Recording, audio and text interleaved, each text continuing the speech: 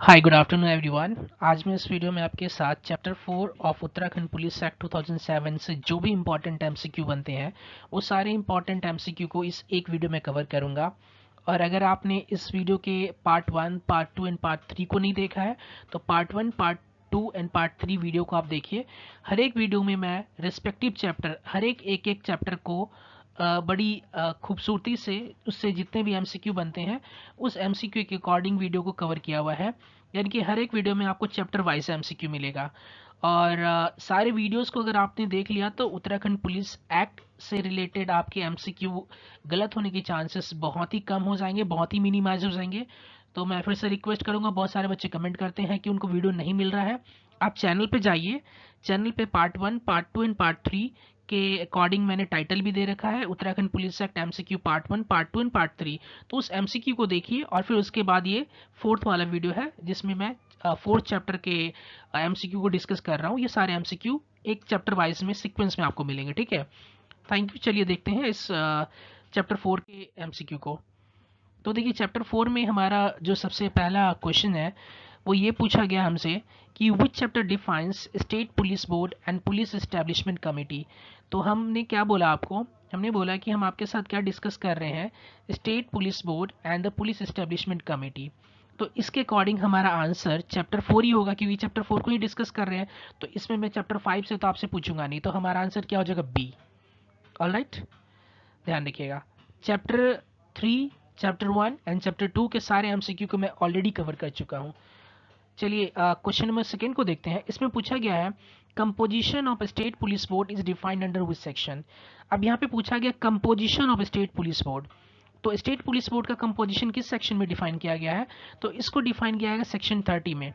अब यहाँ पे थोड़ा गौर करने वाली बात है, ध्यान दीजिएगा। अगर सिर्फ आपसे ये पूछता है कि स्टेट पुलिस बोर्ड कहाँ पे डिफाइन किया गया, सिर्फ ये स्टेट पुलिस बोर्ड कहाँ पे डिफाइन किया गया है, तो ये डिफाइन किया गया आपको 29 में, तो आपका आंसर क्या हो जाता बी। लेकिन यहाँ पे क्या पूछा, यहाँ पे पूछा है कंपोजिशन। तो जब कंपोजिशन स्टेट पुलिस बोर्ड का पूछे तो उसका आंसर हो जाएगा उसका next section, chapter sorry section 30, ठीक है। 31 जो है ये बताता है पैनल कॉन्स्टिट्यूट, एक पैनल को कॉन्स्टिट्यूट करता है state government to appoint the independent members of the state police board. तो यहाँ पे पैनल की बात करी जा रही है 31st में। और 35th जो है सेक्शन 35 आपको बताता है कि functions of the state police board. तो यहाँ पे ये सारी चीज़ों को आप बारीकी से ध्यान रखिएगा। एक बार फिर से बता रहा हूँ कि अगर सिर्फ आपसे स्टेट पुलिस बोर्ड पूछे कि स्टेट पुलिस बोर्ड कहाँ पे डिफाइन है तो आपका आंसर क्या हो जाएगा 29। और अगर आपसे ये पूछे कि composition of state police board कहाँ पे डिफाइन है तो आपका आंसर होगा 30। और आपका 31 क्या बताता है, एक पैनल को कॉन्स्टिट्यूट किया जाएगा to appoint the independent members. और 35 क्या बताता है, 35 बताता है आपका functions of the state police board, ठीक है। चलिए अगले क्वेश्चन को देखते हैं। अगले क्वेश्चन में पूछा गया है the state police board shall comprise of. State police board में क्या क्या कौन कौन से व्यक्ति आएंगे, एक होम मिनिस्टर आएगा, लीडर ऑफ अपोजिशन, और if there is no leader of opposition the leader of the largest single opposition party in the state legislative assembly, director general of police, all of the above. तो इसका answer हो जाएगा हमारा all of the above. Answer D is सही, correct, okay. चलिए अगले question को देखते हैं। क्वेश्चन नंबर 4 है कि who shall be the chairman या chairperson of the state police board. अब यहाँ पे ध्यान रखिएगा, यहाँ पे भी बच्चे फंसेंगे। यहाँ पे चेयरमैन या चेयरपर्सन पूछा जा रहा है आपका स्टेट पुलिस बोर्ड का, तो इसका तो आंसर हो जाएगा आपका ये आपका होम मिनिस्टर। याद रखिएगा।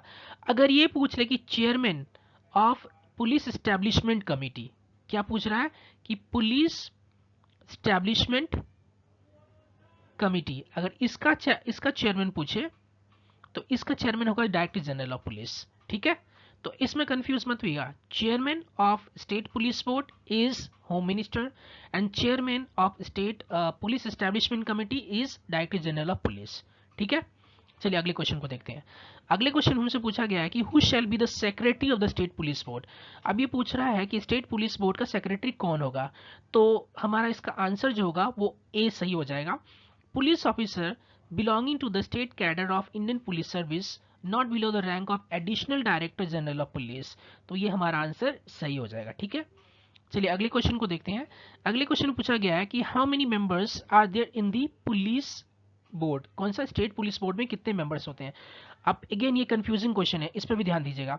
अब ये पूछा है कि मेंबर्स कितने हैं स्टेट पुलिस बोर्ड में, तो स्टेट पुलिस बोर्ड में जो मेंबर्स होते हैं वो 5 होते हैं। और मेंबर्स के बाद 5 मेंबर्स के साथ साथ क्या होता है इसमें कि एक तो होता है आपका चेयरमैन और दूसरा होता है आपका सेक्रेटरी। तो इन दोनों को मिला दे तो कितने हो जाएंगे टोटल 7 हो जाएंगे, लेकिन सिर्फ हमसे मेंबर्स पूछा गया है तो मेंबर्स टोटल 5 होते हैं। ठीक है, चलिए अगले क्वेश्चन को देखते हैं। तो अगला क्वेश्चन हमारा, द स्टेट पुलिस बोर्ड या फिर पुलिस बोर्ड भी पूछे आपसे, shall comprise how many members including chairperson या चेयरमैन बोले या सेक्रेटरी बोले। ठीक है, अब ये पूछा गया कि देखिए पिछले वाले क्वेश्चन में थोड़ा सा इसको ट्विस्ट कर दिया है।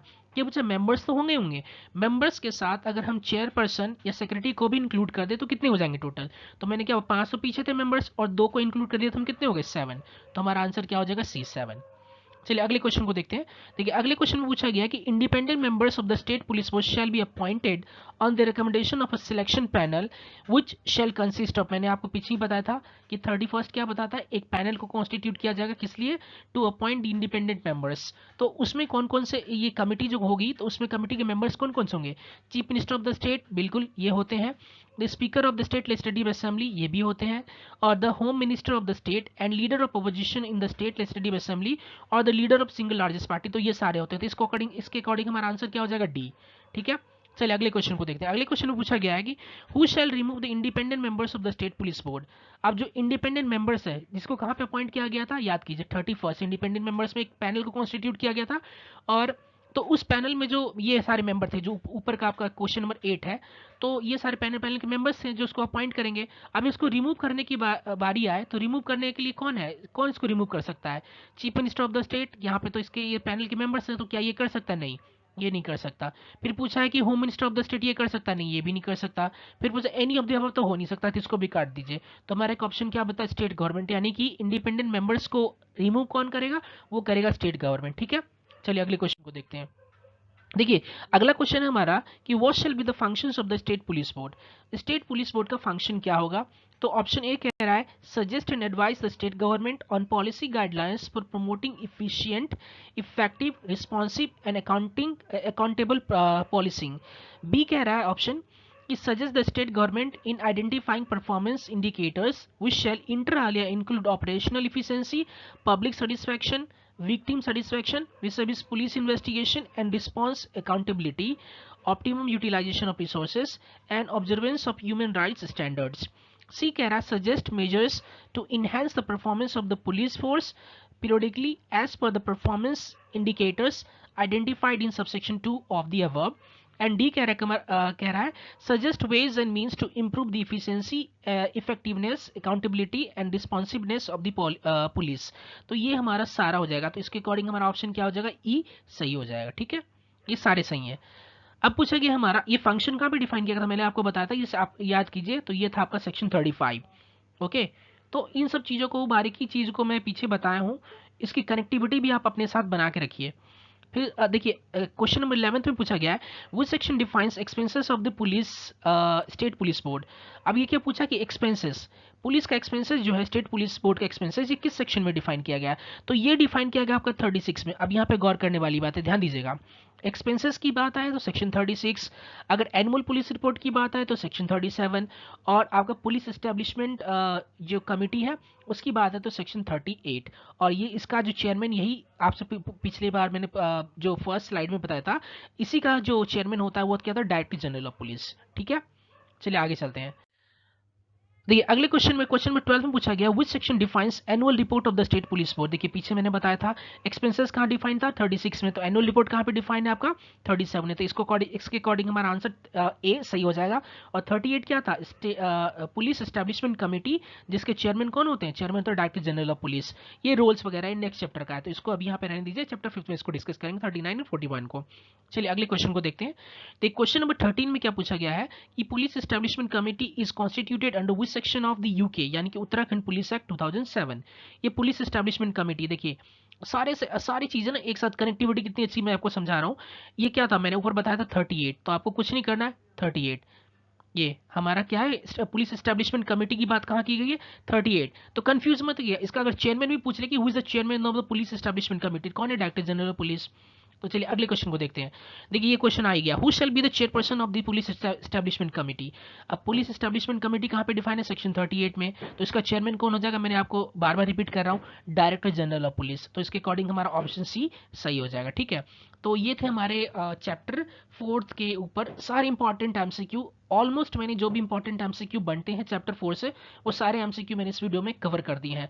और फिर से एक बार रिक्वेस्ट करना चाहूँगा, अगर आपने अभी तक चैनल को सब्सक्राइब नहीं किया है तो थोड़ा कंजूसी कम करें, चैनल को सब्सक्राइब करें और लाइक एंड शेयर भी करें। Thank you so much for watching, stay blessed, bye bye, take care.